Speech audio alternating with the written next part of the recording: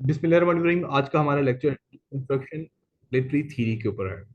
अब डिकंस्ट्रक्शन में जो मेजर हमारे पास थ्योरिस्ट हैं वो York Derrida, Paul Leeman, J S Hill Miller और बारबरा जॉनसन वगैरह शामिल हैं।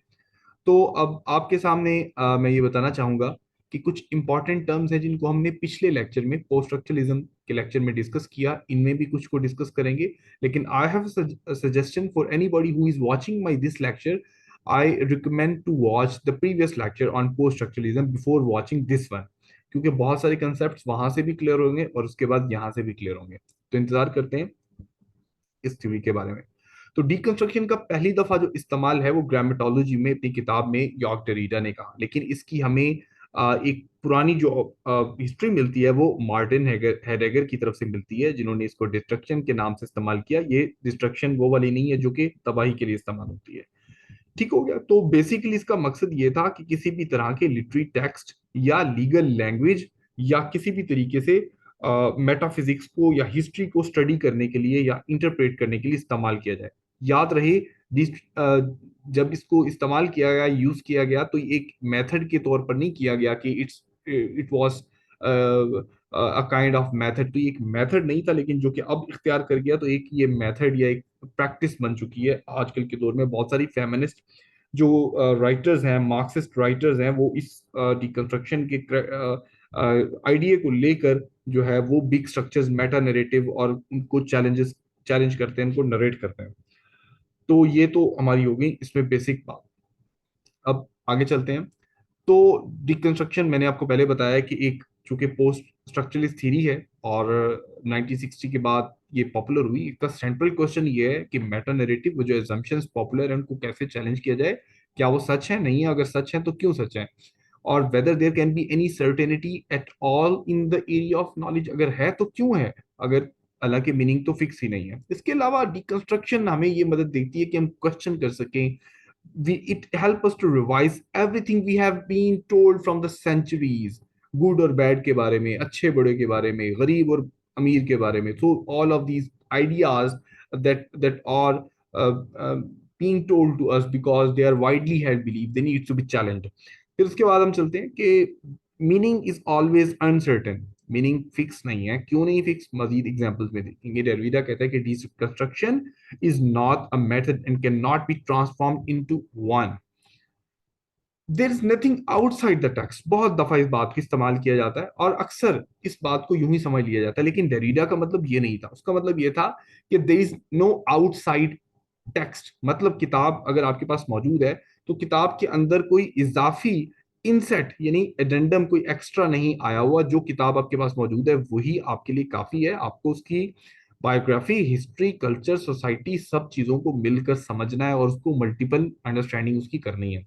मल्टीपल अंडरस्टैंडिंग से मुराद ये है कि आज जो आपने पढ़ा, you can have a different meaning, और after 1 year, after 2 year, or after a week, you can get a different meaning because of different kind of understanding and knowledge, because different kind of ideas continue to evolve in our mind। हमारे दिमाग में भी जो ideas हैं वो भी change हो रहे होते हैं, मीनिंग्स भी चेंज हो रहे होते हैं, फिलोसफीज भी चेंज हो रही होती है हमारे दिमाग की। तो ये we can have different meaning at different period of time को आप देख सकते हैं। इसके अलावा it question the fundamental concept of western philosophy, metaphysics of presence. Priority देना किसी चीज को, उसको चैलेंज करती है ये डिकंस्ट्रक्शन।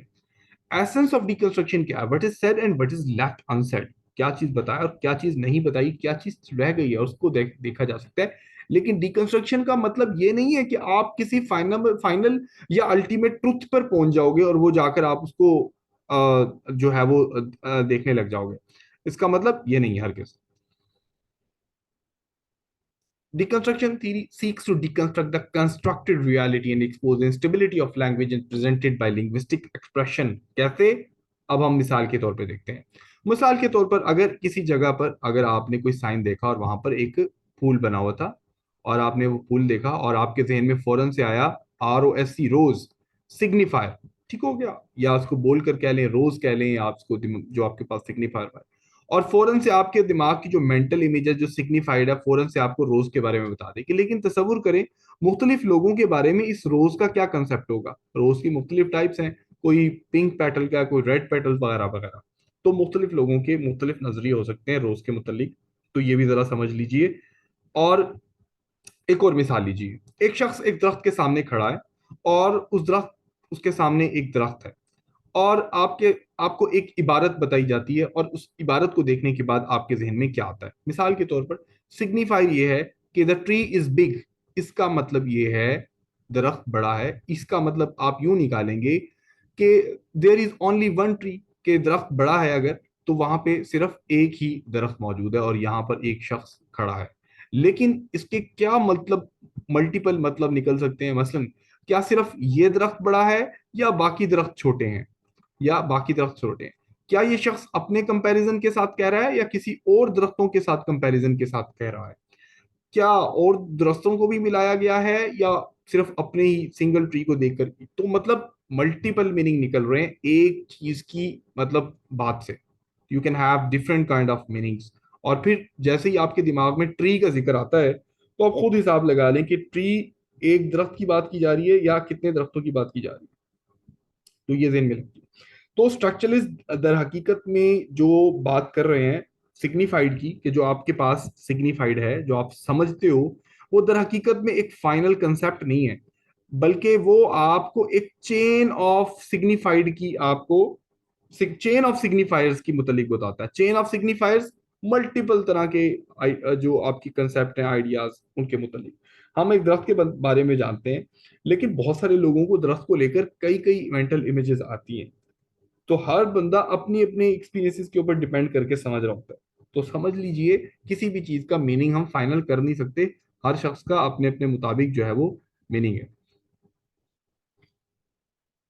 अब कंक्लूजन यू समझ लिए कि any given signifier can refer to any number of signifiers at any moment. यानी एक कुर्सी लीजिए, और किस तरह की कुर्सी, छोटी कुर्सी, बड़ी कुर्सी, मोटी कुर्सी, लंबी कुर्सी, किस दरख्त की कुर्सी, वगैरह वगैरह वगैरह। यानी लैंग्वेज को जो फिक्स कर दिया गया है, साइन, सिग्निफायर और सिग्निफाइड के अंदर, डिकंस्ट्रक्शन थ्योरिस्ट कहते हैं कि इसको हम ऐसे नहीं समझ सकते, बल्कि हम ये समझ सकते हैं कि sign equal to signifier plus signified plus signified plus signified, क्योंकि वो कह रहे हैं कि सिग्निफायर जो है दर हकीकत में चेन ऑफ सिग्निफाइड है, मल्टीपल मीनिंग्स हैं, निकल रहे हैं। तो यूं आप समझ लीजिए, इसकी मिसाल है कि किस तरीके से उन्होंने लैंग्वेज को ब्रेक किया। For deconstruction, language does not consist of the union of a signifier, but it consists only chain of signifier. आगे चलते हैं। मार्क्सिस्ट क्रिटिक टेरी ईगल्टन डिकंस्ट्रक्शन के बारे में कहते हैं, एक ऐसी रीडिंग जो कि बरखिलाफ तरीके से पढ़ी जाए, एक जो स्टैंडर्ड तरीका है उसके हट के पढ़ने का तरीका, एक टेक्स्ट को दोबारा पढ़ने का तरीका, ताकि ये समझा जा सके कि किस तरह से जो टेक्स्ट है वो अनकॉन्शियसली अपने बारे में खुद से आगाही फराहम करता है, और as if it never known itself, जैसा कि कोई चीज पहले से मौजूद ना हो, या ना ना इसके बारे में इल्म हो। जबकि एक और जो थ्योरिस्ट हैं बारबरा जॉनसन, वो कहते हैं deconstruction is not synonymous with destruction, it is effect much closer to the original meaning of the word analysis. तो यूं आप समझ लीजिए कि इस इन डेफिनेशन से हम ये समझ सकते हैं कि डिकंस्ट्रक्शन एक टेक्स्ट को रीड करने का तरीका है, जो स्टैंडर्ड उनके मीनिंग निकाले गए हैं उनको अनडू करके नई तरीके से मीनिंग आइडेंटिफाई करने का तरीका है। अब डिकंस्ट्रक्शन का कहाँ पे फायदा हो सकता है, आप यूँ समझ लीजिए, किसी भी एक ऐसे कंसेप्ट को जो हमें समझा दिया जाता है कि वेल्थ, प्रिविलेज, दौलत या गोरा रंग या कोई भी चीज जो है ये अपर क्लास के साथ अटैच है, ये हमारे माइंड में कंसेप्ट आ जाते हैं। तो इनको डिकंस्ट्रक्ट करने की जरूरत है, क्योंकि ये दर हकीकत में नेचुरल नहीं है, ये खुद साख्ता बने गए हैं। इनको डिकंस्ट्रक्ट करके एक प्लूरलिस्टिक एक आइडिया देना देना चाहिए। बाइनरी ऑपोजिशन का जो कंसेप्ट है, जिसमें प्रिविलेज का कंसेप्ट दिया गया होता है, good versus bad, evil versus good वगैरह वगैरह, तो उसको डिकंस्ट्रक्ट अनडू करके एक इक्वालिटी बेस्ड एक जो है वो आइडिया लेकर आना चाहिए। जबकि पॉल डुमेन जो है वो डिकंस्ट्रक्शन को एक मेथड के तौर पे नहीं देखता। It does not view deconstruction as a method to extract meaning. तो यही बात डेरिडा ने भी कही थी कि डिकंस्ट्रक्शन एक मेथड नहीं है, लेकिन लिटरेरी थ्योरिस्ट जो है इन आइडियाज को टेक्स्ट पे अप्लाई करके मीनिंग्स को आइडेंटिफाई करते हैं, और इनके ऊपर जो है वो अब तक बहस जारी है। अब रॉक डेरिडा ने जो इस बारे में कहा उसको जरा देख लीजिए। वो चंद, मैं थोड़ा सा टाइम लूंगा, कहता है कि to deconstruct philosophy in the most faithful interior way the structured genealogy of philosophy concept के स्ट्रक्चर्ड यानी पहले से खुद साख्ता जो बनाए गए हैं फिलोसफी के जो कंसेप्ट हैं, उनकी ऑफशूट्स, उनकी फैमिली को पढ़ने की जरूरत है अच्छे तरीके से। लेकिन साथ साथ वो कहते हैं ये भी डिटरमाइन करने की जरूरत है certain exterior that is unqualifiable unnameable by philosophy, कि वो बातें जो कि फिलोसफी ने डिस्कस ही नहीं की, जिनको किसी तरीके से एक्सक्लूड कर दिया गया। जैसा कि हम देखते हैं कि जेंडर रोल में वेमेन का नाम एक्सक्लूड कर दिया गया, किस तरह पेट्रियार्की डोमिनेट हुई, किस तरह से स्लेवरी को बिल्कुल साइडलाइन कर दिया गया, पीपल को मार्जिनलाइज किया गया। तो कंसेप्ट दिया गया गुड वर्सेस बैड का, प्रिविलेज वर्सेस अनप्रिविलेज का, उनका जो जिक्र नहीं किया। तो ये सारी चीजें देखने की जरूरत है। What this history has been able to dissimulate for forbid, history क्या करती रही है, धोखा देती रही है, रुकती रही है, और जिसको वो बाद में मोटिवेटेड सप्रेशन रिप्रेशन कहता है। मोटिवेटेड रिप्रेशन, खुद साख्ता किसी चीज को दबा देने का अमल। तो डिकंस्ट्रक्शन के मल्टीपल काम है, मल्टीपल तरीके से स्टडी करने। पहला जो हमारे पास कंसेप्ट है डिफरेंस का। अब ये आपके सामने difference, two simultaneous meanings, two simultaneous meanings. अब इनको देखिएगा, टू डिफर रोकना, डिले करना, या इख्तलाफ करना। अब आपके सामने दो वर्ड आ चुके हैं, दोनों में एक का फर्क है, यहां पर ए का है और यहां पे ई का फर्क है। Deliberate miss spelling of difference, ये डेरिडा ने खुद से मिस स्पेलिंग किए इन वर्ड्स का, ए लगाया, और यहां पर आप डिफरेंस दे सकते हैं कि यहां पर ई है दर हकीकत में दूसरी तरफ, यहां पर ए दूसरी तरफ। दर हकीकत में ये इस आइडिया को चैलेंज करने की बात की जा रही है कि जिसमें ये कहा जाता है कि लैंग्वेज जो है, जो स्पीच है, वो प्रिविलेज्ड है और जो रिटर्न है वो अनप्रिविलेज्ड है। लेकिन हमें तो इस डिफरेंस का उसी वक्त पता चलेगा जब हम इनको लिख कर चेक करेंगे कि भाई इसमें तो ये फर्क है, इसमें ये फर्क है। बोलते वक्त तो फर्क नहीं चेक किया जा सकता ना, इसलिए तो फिर कैसे स्पीच को प्रिविलेज कह दिया गया। तो देखिए किस तरह डिकंस्ट्रक्शन थ्योरिस्ट इन बातों को समझाने में हमें मदद दे रहे हैं। The French word differ means to differ and to defer, और जबकि difference in spelling can not be felt in speech, मैं बात बता चुका हूं, उसको सिर्फ राइटिंग में हम देख सकते हैं। तो each signified difference from another but only differs the other meaning. साथ ही साथ डेरिडा में ये बता रहे हैं कि जो एक सिग्निफायर है ना सिर्फ दूसरे से डिफर करता है, यानी एक जो दरख्त है वो ना सिर्फ दूसरे सिग्निफायर से जो हमने देखा या हमने जो हमने सोचा और जो हमने उससे ना सिर्फ डिफर करता है, बल्कि मीनिंग्स को भी डिफर कर देता है, मीनिंग को भी पोस्टपोन कर देता है। Thus, complete meaning is always differential, postponed, complete ultimate truth is not possible। तो ये देख लीजिए कि किस तरह से मीनिंग इवॉल्व हुए। आज से 1400 साल पहले, सॉरी आज से 800 साल पहले इंग्लिश लैंग्वेज में जो मीनिंग था, उसकी 200 साल बाद क्या कैफियत थी, 18वीं सदी में क्या कैफियत थी, और अब क्या मीनिंग उसका आ रहा है।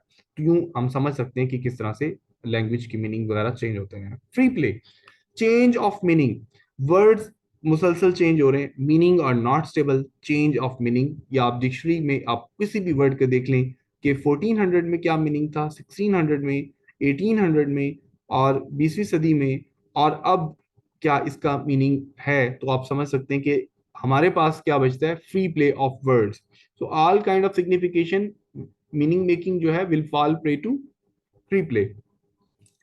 Free play is the disruption of presence. Disruption of presence से मुराद आप यूं समझ लीजिए कि मेटाफिजिक्स ऑफ प्रेजेंस एक टर्म इस्तेमाल किया जाता है कि जो कि दर हकीकत में एक इमीडिएट मीनिंग के हसूल की एक डिजायर है, to access desire to access the meaning, और या फिर फौरन से मकसद का हसूल, और फिर प्रिविलेज प्रिविलेज करना किसको, प्रेजेंस को, प्रेजेंस को प्रिविलेज करना, और जो चीज गैर हाजिर है एब्सेंस, उसको अनप्रिविलेज करना। तो फ्री प्ले दर हकीकत में डिस्ट्रप्शन ऑफ प्रेजेंस है, जो कि इस आइडिया को चैलेंज करती है, प्रेजेंस वर्सेस एब्सेंट को।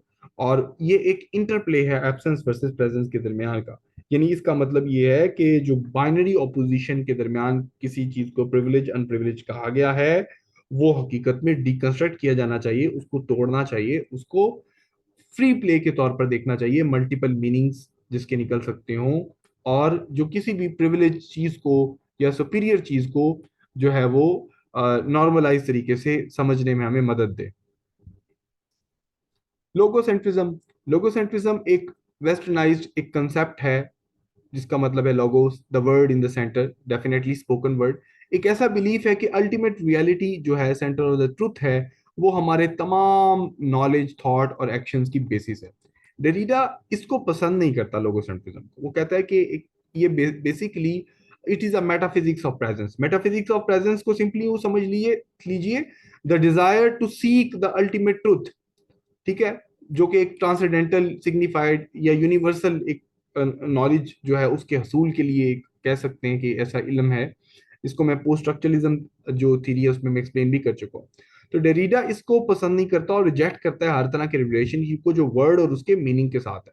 वर्ड के साथ जो एसोसिएटेड मीनिंग है वो बिल्कुल चेंज हो सकता है। और इसी वजह से फ्री प्ले का टर्म उन्होंने इस्तेमाल किया कि words can have different meaning at different span of the time और पीरियड। तो डेरिडा लोगोसेंट्रिज्म को ये कहता है कि देयर इज जो कि बेसिकली एक ऐसी रियलिटी है कि ट्रुथ एग्जिस्ट करता है और वो हमारे थॉट्स और एक्शन का बायस है। तो डेरिडा इस बात को चैलेंज करते हुए ये हमें बताने की कोशिश करता है कि अल्टीमेट जो रियलिटी है वो एग्जिस्ट नहीं करती, क्योंकि वर्ड्स जो हैं उनके मीनिंग फाइनल नहीं है, फिक्स नहीं है। फेलोगोसेंट्रिज्म। अब फेलोगोसेंट्रिज्म दर हकीकत में एब्सेंट वर्सेस प्रेजेंट की बात की जा रही है। किस तरह से लैंग्वेज जो है वो जेंडराइज्ड है बाय मैस्कुलिनिस्ट जो है वो टर्म के साथ। शुरू से देखिए इंग्लिश लैंग्वेज, कोई भी लैंग्वेज को, उसको मेल पर्सपेक्टिव के साथ लिखा जा रहा है, उसको पावरफुल पर्सपेक्टिव के साथ लिखा जा रहा है, जो प्रिविलेज्ड पर्सपेक्टिव है उसके हवाले से साथ लिखा जा रहा है, और privileging the masculine in the construction of meaning. चले आप देख लीजिए, स्लेवरी का एक बड़ा इशू ले लीजिए, या कैपिटलिस्ट का कंसेप्ट ले लीजिए, या वेल्थी क्लास का कंसेप्ट ले लीजिए, या मेल फीमेल का कंसेप्ट ले लीजिए। तो हर जगह पर हमें पावरफुल, ताकतवर हल्का इस जगह पर नजर आ जाएगा, और कमजोर तबका, जिसमें हम स्लेवरी के टॉपिक्स ले सकते हैं, वेमेन के रोल ले सकते हैं, या हम कोई ऐसे सोशल इश्यूज ले सकते हैं जिनकी कभी बात नहीं हुई क्योंकि उनको एक्सक्लूड कर दिया गया, और जो है इस बात को सेंट्रलाइज किया गया, क्योंकि लैंग्वेज को प्रिविलेज बना दिया गया मेल ओरिएंटेड जो है वो अप्रोच के तहत, मैस्कुलिनिस्ट कर दिया गया। It was an act of privileging the masculine in the construction of meaning. अब ये ब्लेंड है चूंकि फेलो सेंट्रिज्म और लोगोसेंट्रिज्म का। तो language can never be mastered, जो हम समझ रहे हैं, डेरिडा या इसके जो थ्योरिस्ट हैं वो ये कहते हैं कि it is an act of state of play, ये हर वक्त चेंज होती है और बदलती रहती है। ये समझ लेना कि लैंग्वेज को मास्टर किया जा सकता है, कल्चर के एतबार से या सुप्रीमेसी के एतबार से एक धोखाधड़ी है, क्योंकि लैंग्वेज बदल रही है। लेकिन अब तक क्या होता आ रहा है, यही होता आ रहा है जो हम देखे जा रहे हैं, किसी चीज को प्रिविलेज किया जा रहा है, one one thing is privilege and the other one is dominated. जो कि डिकंस्ट्रक्शन थ्योरिस्ट कहते हैं कि the language is always, the truth is always up to debate और चैलेंज। ओरिजिन के मुतालिक बात की जाती है कि ओरिजिन, मल्टीपल ओरिजिन हो सकते हैं और अनस्टेबल ओरिजिन। यूं समझ लीजिए कि डिकंस्ट्रक्शन थ्योरिस्ट ओरिजिन पर अटैक करते हैं, क्योंकि बहुत सारे लोग, ट्रेडिशनल थिंकर या फिलोसोफर, हर चीज के ओरिजिन के बारे में देखते हैं, love, text, religion, presence, object, life वगैरह के बारे में। इवन के प्रेजेंस जो चीज मौजूद है उसको वैल्यू दी जाती है, और जो चीज एब्सेंट है उसका जिक्र भी नहीं किया जाता फलसफे में या किसी भी जगह पर। तो डिकंस्ट्रक्शन थ्योरिस्ट इसको चैलेंज करते हुए कहते हैं कि ओरिजिन अनस्टेबल हो सकते हैं और मल्टीपल हो सकते हैं, और एब्सेंस, जो भी चीज नहीं मौजूद उसके बारे में हम ये नहीं कह सकते कि वो एब्सेंट या गैर मौजूद है, उनको भी ऐड करने की जरूरत है। डेफिनेटली बहुत सारे सेगमेंट या सोसाइटी में हमारे जो मार्जिनलाइज किए जा रहे हैं या किए जाते रहे हैं, वो एक बिग स्ट्रक्चर का हिस्सा रहे हैं, और अब उनको मीनिंग देने की जरूरत है। तो डेरिडा ये कहता है कि origin were always unstable just like meanings, and they are of multiple origin. के बाद है violent hierarchy, supremacy of one over another, और निगेशन और डाउनग्रेडिंग ऑफ अनदर। किसी भी चीज को बर्तरी या तकरीर दे देना और दूसरी चीज को नजरअंदाज कर देना। The unequal pairs of binaries are called violent hierarchies. मसलन किसी भी तरीके से आप देख लीजिए कि upper class, lower class, darkness, और इसके अलावा ब्राइटनेस, ठीक है, इसके अलावा वाइट, ब्लैक, किस तरीके से ये हायरार्कीज बनी है, और एक तरीके से ये एक वायलेंट है। So those who are in power, those who are in power, they exist above others, they try to enforce their authority, their monopoly over others, to are those who are serving beneath them, उनसे जो नीचे काम कर रहे हैं। तो deconstruction इन ideas के जरिए बिग ट्रूथ, बिग जो मेटा नैरेटिव्स हैं, उनको चैलेंज करते हुए ये कंसेप्ट देने की कोशिश करती है कि मीनिंग को कल्चरल, रिलेटिव, प्लूरलिस्टिक, इसके अलावा मिनी नैरेटिव के कंसेप्ट्स के साथ देखा जाना चाहिए, और मीनिंग को फिक्स नहीं किया जाना चाहिए किसी भी फिलॉसफी में। तो डिकंस्ट्रक्शन ना सिर्फ इन हायरार्कीज को, यानी इन बाइनरी ऑपोजिशंस को रिवर्स करना चाह रहे हैं। रिवर्स से मुराद, अब आपके सामने लो वर्सेस गुड का कंसेप्ट है, तो उसको रिवर्स कर लें, आप यूं समझ लीजिए। तो बल्कि वो इसको रोकना भी चाहते हैं। In terms of black versus white, we have to consider infinite shades of gray. मसलन black versus white में जो कंपैरिजन है, हमें किसी एक को प्रिविलेज देने के बजाय ये समझ लेना चाहिए कि मुख्तलिफ रंग एग्जिस्ट करते हैं दुनिया में, और हर कलर जो है वो बराबरी की सतह पर देखा जाना चाहिए। Suddenly no colour is superior to any other. तो ये चीज हमें हमारे जहन में आने चाहिए, इस बात को इस हवाले से हमें देखना चाहिए। इसके बाद आप या इसके बाद आप जो है वो मजीद देख सकते हैं कि अनडूइंग अ बायरनी।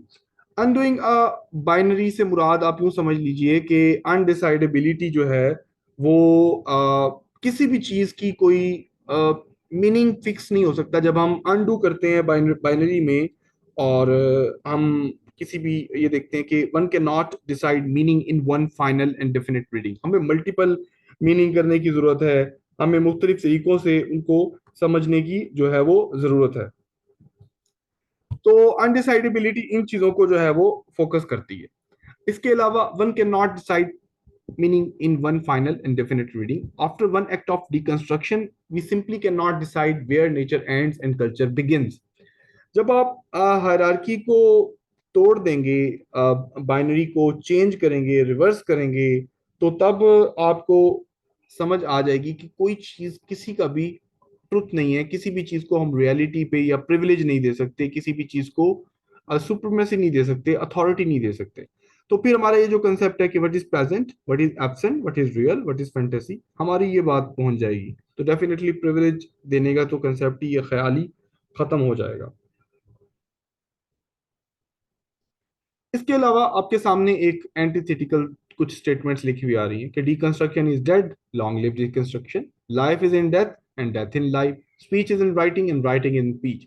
तो ये तमाम कंसेप्ट हमें ये आइडिया भी देते हैं कि किस तरीके से जब हम अनडू करते हैं बाइनरी कंसेप्ट को, तो फ्लूइड आइडेंटिटी आ जाती है। फ्लूइड आइडेंटिटी से मुराद मल्टीपल, मिक्स्ड, प्लूरलिस्टिक, ठीक हो गया, बजाय कि हम फिक्स कर दें किसी चीज को कि ये ऐसे है। तो हमें इंक्लूसिव होना है। जब हम इंक्लूसिव होंगे तो माशरा अच्छा होगा, माहौल साजगार होगा, और सब लोगों को बराबरी की सतह पर समझने का, मिलने का, बैठने का मौका मिलेगा। एप्लीकेशन ऑफ लिटरेसी थ्योरी के ऊपर बात करते हैं हम, टेक्सचुअल इंटरप्रिटेशन को कैसे इस्तेमाल करते हुए लैंग्वेज की इंस्टेबिलिटी को चैलेंज कर सकते हैं। Two roads diverge into a wood, in a wood, and I took the one less traveled by, and that has made all the difference. अमूमन colloquial language में that has made all the difference से लोग ये समझेंगे कि इसका मतलब ये है कि इसने ये रास्ता चुन लिया था तो इसको फायदा मिल गया। लेकिन अगर हम प्रीसीडिंग लाइन देखें तो हमें अंदाजा होगा कि जो पॉइंट है, दोनों पाथ सेम थे, दोनों रास्ते सेम थे, और उसको कोई ऐसा रिग्रेट महसूस नहीं होता। सेकंड मल्टीपल या डिकंस्ट्रक्शन रीडिंग में हमें अंदाजा हो जाएगा इस द रोड नॉट टेकन में कि हम जो मीनिंग अखज कर रहे हैं उसको मजीद देखने की या समझने की जरूरत है। How does the text demonstrate the instability of language and the undecidability of meaning. किस तरह से टेक्स्ट खुद भी मीनिंग के बारे में इंस्टेबल है, या कोई बात कन्वे करने के बारे में मीनिंगफुल नहीं है। खासतौर पर पोस्ट मॉडर्निस्ट जो नावल है, उसमें हमें काफी चीज नजर आती है। How do the readers perceive truth after reading the text, उनकी क्या पर्सपेक्टिव है, क्योंकि हर रीडर का अपना अपना नजरिया है समझने का, तो ये चीजें भी देखने की जरूरत है। और how is the truth often weld in a well of ignorance, किस तरह छुपाया जाता है, इसको भी देखने की जरूरत है। हमें उनको डिकंस्ट्रक्ट करके उनके फॉल्स आइडियाज को हमें देखने की जरूरत है, किस तरह से एक नैरेटिव पॉपुलर डिस्कोर्स बन जाता है, फिर ट्रुथ और ताकत का जरिया बनता है। मैं फिर रिकमेंड करूंगा कि प्रीवियस लेक्चर जरूर देखिएगा पोस्ट स्ट्रक्चरलिज्म वाला, ताकि आपको ये कंसेप्ट बहुत अच्छे से समझ आ जाए। What ideology does the text seem to promote? मतलब आप रॉबिन्सन क्रूसो पढ़कर कॉलोनियलिज्म का पर्सपेक्टिव समझते हैं, या स्लेवरी का कंसेप्ट नजर आता है, या पेट्रियार्कल कंसेप्ट इनग्रेन हो रहे हैं सारे के सारे? आप देखिए और फिर उसको देखें कि दोबारा सेम टेक्स्ट को अगर कई सालों बाद पढ़ा जाए तो तब उसका जो है वो मीनिंग क्या निकलेगा। तो यूं मल्टीपल मीनिंग हो सकते हैं, किसी को भी हम फाइनल सेट नहीं कर सकते। फर्दर रीडिंग या रेफरेंसेस के लिए इनका आप इस्तेमाल कर सकते हैं, इन हवालों का। ना ख्याल रखिएगा, कोई सवाल हो तो कमेंट सेक्शन में जरूर पूछिएगा।